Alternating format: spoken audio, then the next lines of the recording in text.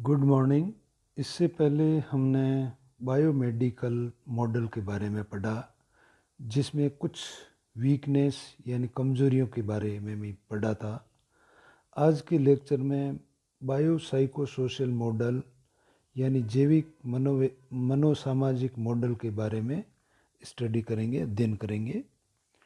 जैविक मनोसामाजिक मॉडल यानी biopsychosocial model, यह मॉडल बायोमेडिकल मॉडल की कमज़ोरियों को दूर करने की चेष्टा करता है।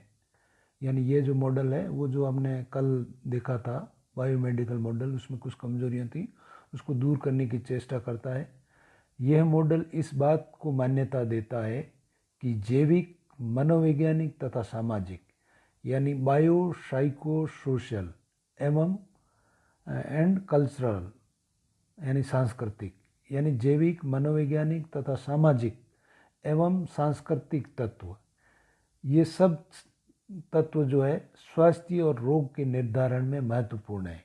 यानी व्यक्ति स्वस्थ कैसे रहेगा या बीमार यानी इलनेस या रोग के डिटर्मिनेंट के अंदर इनका बहुत ही महत्वपूर्ण योगदान है। किन किन का? जैविक का भी है, मनोवैज्ञानिक भी है, सामाजिक भी है और सांस्कृतिक भी है। स्वास्थ्य एवं रोग के निर्धारण में दोनों दीर्घ स्तर की प्रक्रियाएं यानी मैक्रो लेवल प्रोसेस, स्वास्थ्य और रोग के निर्धारण में दोनों दीर्घ स्तर की प्रक्रियाएं तथा लघु स्तर की प्रक्रियाएं यानी मैक्रो लेवल का प्रोसेस और माइक्रो लेवल प्रोसेस, ये परस्पर प्रक्रिया करके स्वास्थ्य या रोग की दशा उत्पादित करते हैं। यानी जो व्यक्ति स्वस्थ है या रोगी है, ये डिसाइड करने के अंदर या तो मैक्रो लेवल का प्रोसेस या माइक्रो लेवल के प्रोसेस जो है, ये परस्पर दोनों मिल करके स्वस्थ रहेगा व्यक्ति या इलनेस, बीमार रहेगा की दशा उत्पादित करते हैं। अब दीर्घ स्तर की प्रक्रियाओं से तात्पर्य यानी मैक्रो लेवल की जो प्रोसेस है, उससे तात्पर्य ऐसी प्रक्रियाओं से जैसे सामाजिक सहायता का प्रावधान यानी सोशल असिस्टेंस, सामाजिक सहायता यानी सोशल असिस्टेंस का प्रावधान और अवसाद यानी डिप्रेशन का होना, ये है आपके मैक्रो यानी दीर्घ स्तर की प्रक्रियाएं हैं। और लघु स्तर की प्रक्रियाएं ऐसी हैं जैसे कि कोशीय अव्यवस्था यानी जो सेल्स मिसमैनेजमेंट या रासायनिक असंतुलन, केमिकल इम्बैलेंस। इसी तरीके तो जैविक मनोसामाजिक मॉडल के अनुसार स्वास्थ्य और रोग अनेक तत्वों के कारण होते हैं। यह जो है जैविक मनोसामाजिक मॉडल, स्वास्थ्य और रोग जो है अनेक तत्वों के कारण होते हैं और यह तत्व बहु प्रकार से प्रभाव डालते हैं। कई तरीके से इसका प्रभाव पड़ता है, प्रभाव डालते हैं। जैविक मनोसामाजिक मॉडल मन और शरीर के बीच में स्वास्थ्य और रोग के संबंध में विभेद नहीं करता। यह जो मॉडल है जैविक मनोसामाजिक मॉडल, बायोसाइकोसोशल मॉडल, ये मन यानी माइंड और शरीर यानी जो फिजिकल रूप से जो है के बीच में ये कोई विभेद या डिफरेंस नहीं करता है। यानी दोनों मिलने पे ही ये एक होता है, अलग अलग नहीं है। वह मन और शरीर के अलग अस्तित्व में विश्वास नहीं करता है, मन और शरीर के अलग अस्तित्व में विश्वास नहीं करता है। ये मन तथा शरीर की भूमिका को स्वास्थ्य और रोग के संबंध में अलग अलग थलग नहीं मानता है, क्योंकि ये दोनों ही स्पष्ट रूप से व्यक्ति के स्वास्थ्य की दशा पर मिलजुल कर ही प्रभाव डालता है। ये दोनों व्यक्ति के स्वास्थ्य की दोनों का मिला जुला प्रभाव पड़ता है। यह मॉडल दोनों स्वास्थ्य तथा रोग पर बल देता है। मतलब ये मॉडल स्वास्थ्य यानी हेल्थ और रोग यानी इलनेस या डिजीज होती है, उन दोनों पर बल देता है, न कि केवल रोग पर, जिसे एक स्थायी स्वास्थ्य की दशा का विचलन यानी चिकित्सा मॉडल मानता है। सिर्फ एक मेडिकल मॉडल के आधार पर नहीं है, यह दोनों के आधार पर मानता है। स्वास्थ्य को प्राप्त करना होता है जैविक, मनोवैज्ञानिक और सामाजिक आवश्यकताओं को ध्यान में रखते हैं। यानी व्यक्ति स्वस्थ जो है वो जैविक, बायोसाइको और सोशल जो ये व्यक्ति की जो आवश्यकता है, इनको ध्यान में रखते हुए व्यक्ति स्वस्थ रहता है। हम स्वास्थ्य को केवल यह कहकर कि यह तो बना ही रहता है, छोड़ नहीं सकते, कि ये अपने आप बना रहेगा, ये कह करके हम इसको छोड़ नहीं सकते। इसे तो व्यक्ति को बनाना ही होता है, इसको व्यक्ति बनाता है।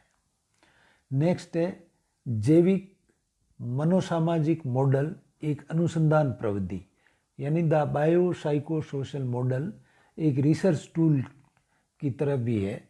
ये जो मॉडल है इसको रिसर्च टूल की तरह से कैसे देखेंगे, तो इसमें है यह मॉडल इस बात पर बल देता है कि स्वास्थ्य संबंधी परिणामों को समझने के लिए हमें जैविक तथा मनोवैज्ञानिक एवं सामाजिक प्रक्रियाओं की कार्यवाही को एक साथ ध्यान में रखना होगा। यानी बायो साइको और सोशल जो प्रोसेस है, ये सब कार्यवाही एक साथ में देखनी होती है, एक साथ में रखना होगा। इसलिए यह आवश्यक है कि अनुसंधान करता है, यानी जो रिसर्च करता है, रिसर्चर जो है, वह इन तीनों वर्गों की चल राशियों यानी वेरिएबल का मापन करे। इन तीनों वेरिएबल का मापन करेगा। तीनों कौन से? जैविक, मनोसामाजिक यानी बायो साइको सोशल मॉडल, इन तीनों प्रक्रियाओं का मापन करेगा। वेरिएबल जिसे आप सेकेंड ईयर में पढ़ चुके हैं, वेरिएबल जिसे इंडिपेंडेंट डिपेंडेंट वेरिएबल होते हैं उसके बारे में, तो इन तीनों वर्गों का मापन करें। यदि अनुसंधान करता है यानी रिसर्चर जो है, तीनों जैविक, मनोवैज्ञानिक और सामाजिक प्रक्रियाओं का मिला जुला अध्ययन नहीं करना चाहता है, मान लीजिए इन तीनों को मिला जुला, मतलब जैविक का भी, बायो साइको और सोशल, तीनों को यदि मिला जुला नहीं करना चाहता है, तो जो कुछ भी सामान्यीकरण वह किसी भी एक चल राशि के संबंध में बनाएंगे तो वह एक कल्पना करके बनाया जाएगा।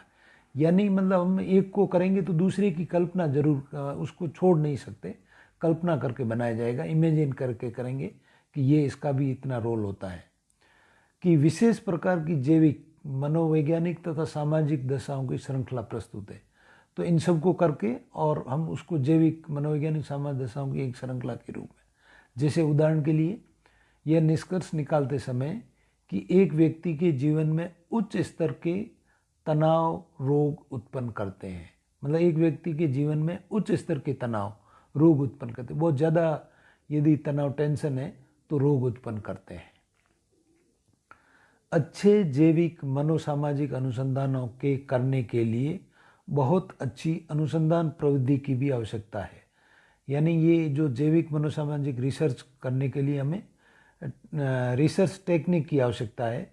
हमें तीनों क्षेत्रों में, जैविक, मनोवैज्ञानिक और सामाजिक, उत्तम अनुसंधान प्रविधियों का ज्ञान होना चाहिए। इसके अंदर हमें उच्च जो रिसर्च टेक्निक है उसका नॉलेज होना चाहिए, ज्ञान होना चाहिए।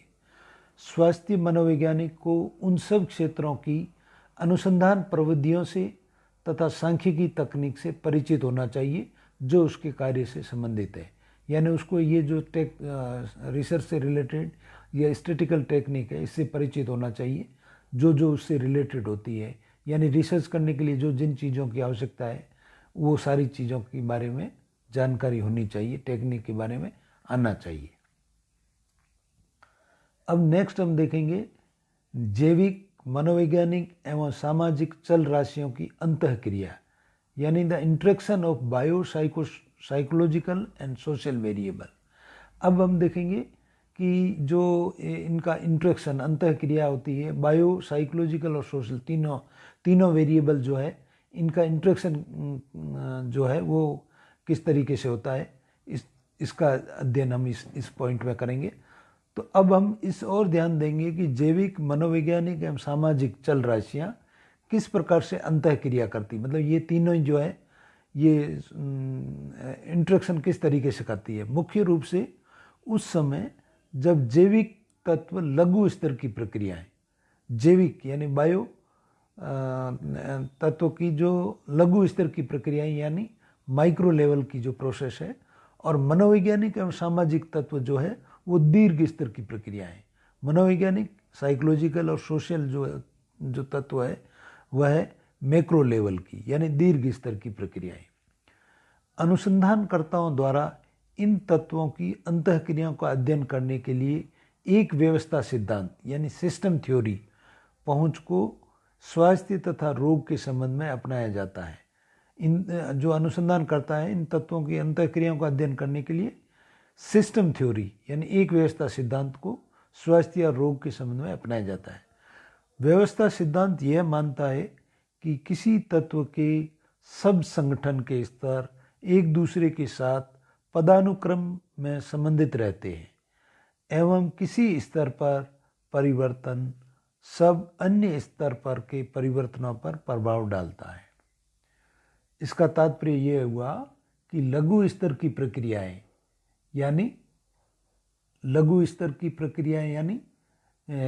लघु का आपने यहाँ पे देखा है माइक्रो स्तर की जो प्रक्रियाएं हैं उसमें आता है कोशीय परिवर्तन यानी सेल्स चेंज अपनी जगह बनाए रखते हैं, और दीर्घ स्तर के परिवर्तन जैसे सामाजिक मूल्य सोशल वैल्यूज़ ये दीर्घ स्तर की परिवर्तन होते हैं कि भीतर और लघु स्तर पर के परिवर्तन दीर्घ स्तर के परिवर्तनों पर प्रभाव डालते हैं।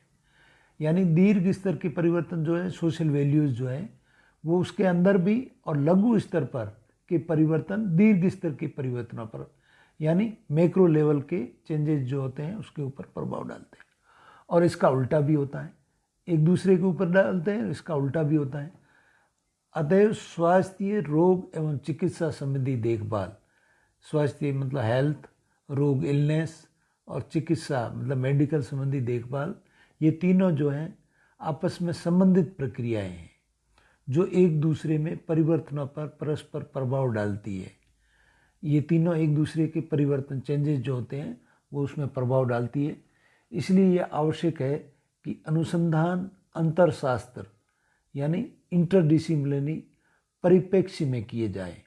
यानी ये तीनों जो हैं वो आपस में एक दूसरे के ऊपर प्रभाव डालते हैं, इसलिए इनकी इंटरडिसिप्लिनरी रेफरेंस में इनकी अनुसंधान जो है उस रेफरेंस में देखना चाहिए। Thank you very much.